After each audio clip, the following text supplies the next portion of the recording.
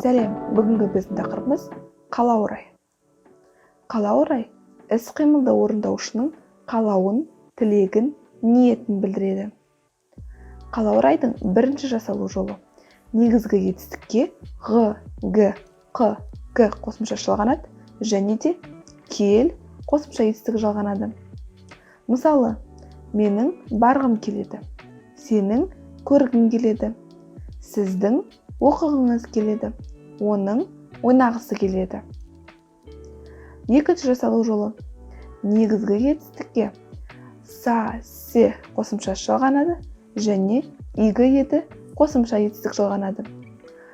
Мысалы, мен барсам игі еді, сен көрсең игі еді, сіз оқысаңыз игі еді, ол ойнаса игі еді.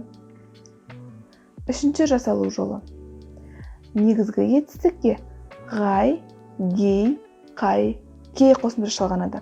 Мысалы, мен барғаймын, сен көргейсің, сіз оқығайсыз, ол ойнағай.